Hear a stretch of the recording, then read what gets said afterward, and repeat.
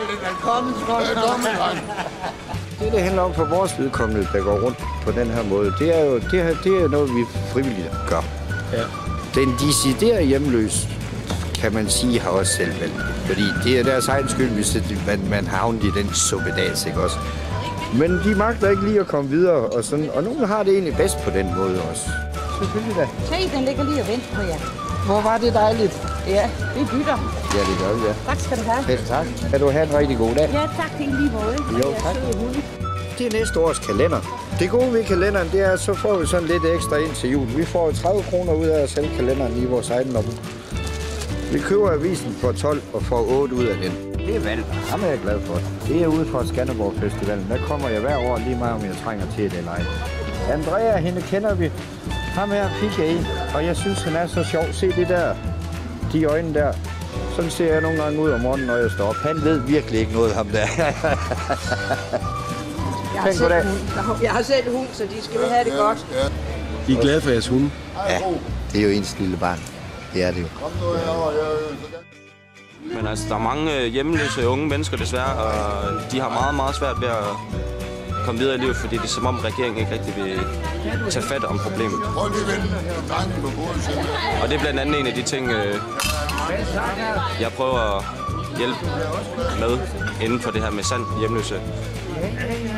Og gøre vilkårene bedre for de hjemløse udsatte, og prøve at kæmpe lidt mod regeringen og få dem til at indse, at det er jo et stort problem. Hvad er den bedste oplevelse, du har haft? Jeg tror sgu, det var ude i Skjern. Vi var gået ind på et værtshus, der var knap så godt vejr. Vi sidder og kigger lidt på hinanden, og vi kan gå op på skolen og sove. Der er en gammel nedlagt skole, hvor vi kan sove derude. Så kommer der et ægtepar ind og inviterer os over til den. Det tog 3 dage, inden vi kom videre. Det var en helt lang fest. Det var helt fantastisk. Men jeg har da nogle gange stået, hvor man nærmest ikke har en krone, og man kan ikke rigtig komme i gang. Men gadelivet er gerne sådan, at det kan godt være, at du sidder i et par timer og ryster og har rigtig skidt. Lige pludselig kommer det en med en skilling til dig. Du kan tro, det kan være noget, det kan være svært nogle gange. Det kan være hårdt. Hvis du bare sidder og ser yndelig ud, du får sgu ikke noget ud af det faktisk. Jo, nogle gange kommer der selvfølgelig nogen, min oplevelse er, at jo bedre humør du er i og spreder noget glæde, jo bedre går det også. Jo nemmere kommer du igennem den dag. Det er også sjovere at sidde og grine end der og græde, ikke? Det er det jo. Vi sætter alt for godt humør til Hus Forbi. Du kan lege den. Så er det 20 selv. Vi har det helt. Hvad koster den kalender? Den koster en rundt 50'er. Jeg synes jo, jeg har kun firkantet 50'er. Hvad gør det så op? Skal jeg så have det 200 kroner? Er det 200 kroner?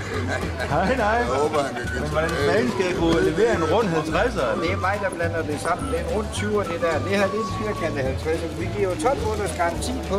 Er det rigtigt?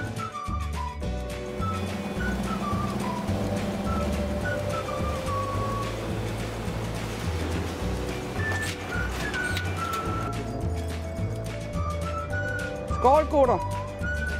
Hus Forbi er først og fremmest et socialt projekt. Et projekt, der er opstået i 1996. For hver avis, der bliver solgt, så snakker vi om 20 kroner. Af de 20 kroner går de 8 kroner til sælgeren. Jeg har en forretning. Selvfølgelig har jeg ikke en forretning kørende, hvis jeg ikke har noget varelager. Så jeg er da nødt til at tænke, når jeg har solgt 5 aviser, så har jeg ikke 100 kroner. Jeg har overskuddet.